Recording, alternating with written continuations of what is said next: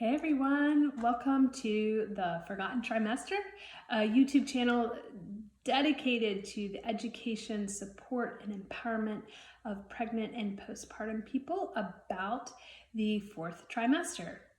I'm Dr. Megan Gray. I am a board-certified practicing OBGYN and mother of two little ones.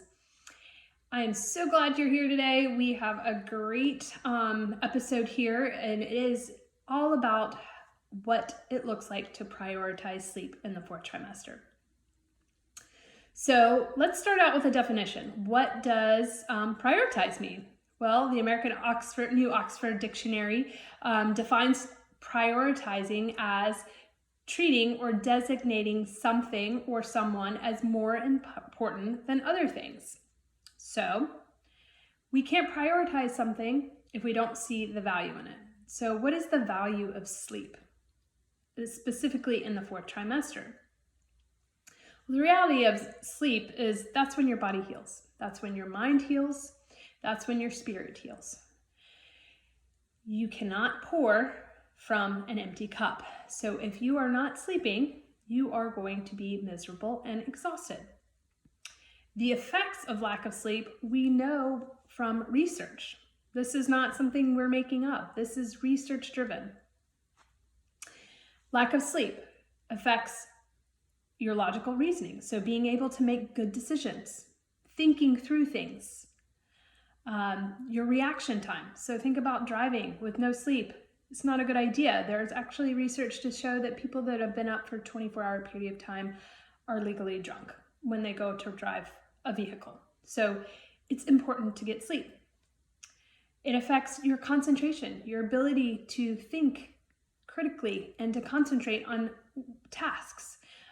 It can affect your physical body. It affects your metabolism, increase cortisol levels, cause increased weight gain. It affects your immune system by lowering your ability to fight off infections. And it just has a negative overall effect on your sense of well-being. So sleep is super important, guys. And I know it's hard when you're in the midst of screaming babies and breastfeeding and changing poopy diapers and wanting to feel like a real person, but sleep is a priority and you cannot function at a very normal level without having sleep. So it's important to prioritize sleep in the fourth trimester, specifically in those first 8 to 12 weeks. It can feel so overwhelming, but that feeling is magnified by the lack of sleep. So what does prioritizing sleep look like in the fourth trimester? 1, it's committing to getting 2 to 3 hours of uninterrupted sleep at least once during the day and once at night. It's amazing how well you will feel just getting 2 to 3 hours of uninterrupted sleep. So if you divide your day into 12-hour blocks and say, in this first 12-hour block during daylight time, I am going to commit to getting 2 to 3 hours of sleep, uninterrupted.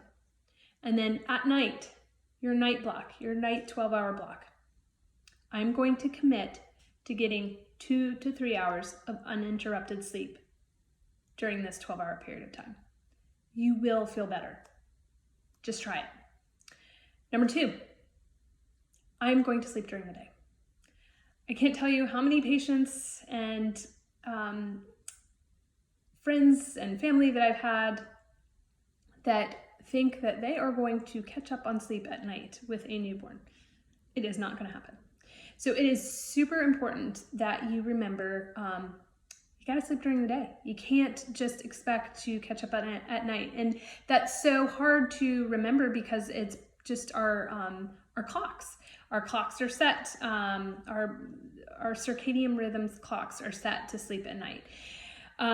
But those first 8 to 12 weeks, while baby is trying to figure out days and nights, and they have them confused, it's important that you get sleep when you can. And so although it's not ideal, and it doesn't necessarily work perfectly with your circadian rhythm, it is better to sleep at some point during the day than to stay up all day and then try to sleep at night, because then you're going to be up all day and then up all night. So Commit to getting 2 to 3 hours of uninterrupted sleep during the day. Use those daylight hours. Number 3, I'm going to shut down social media, TV, gaming, because I recognize sleep should come first. So I know it is so tempting to scroll on social media or watch TV or play a game just to feel like a normal person. But I can guarantee you what will make you feel more normal is sleep. So try to avoid those tendencies to want to scroll social media or watch TV, and just take that moment and sleep. Even if it's a 30-minute nap, it's better than nothing at all. Okay, sleep is so important, and we underestimate the value of it.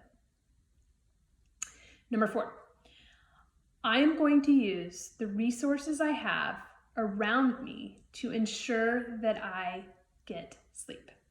So this is where your postpartum team comes into play. It is important that you find people that are willing to help you throughout the day and potentially at night, whether it's your partner, a family member, a best friend, or somebody that's employed by you. They can come in, do other activities, hold the baby, clean the house, wash the dishes, wash the breast pump parts, anything that's keeping you away from sleeping. While they're doing that, you sleep, okay? So there are creative ways to find time to sleep. It's just that you have to prioritize sleep.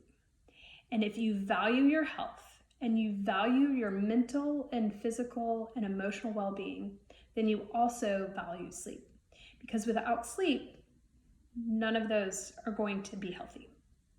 So as you proceed through your postpartum journey, remember these 4 things. I'm going to prioritize sleep.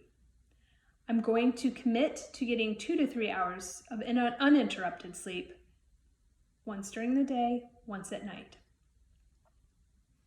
I'm going to sleep during the day. I'm going to shut down social media, TV, games, anything with a blue light, and I'm going to use that time to sleep instead. I am going to use the resources I have around me to ensure that I get sleep. You can do this. It's very important. Make sleep a priority. Have a great day, guys. Nice to see you. If you love what I'm doing, please give me a thumbs up. Share it with your friends. I hope this is super helpful. See you later.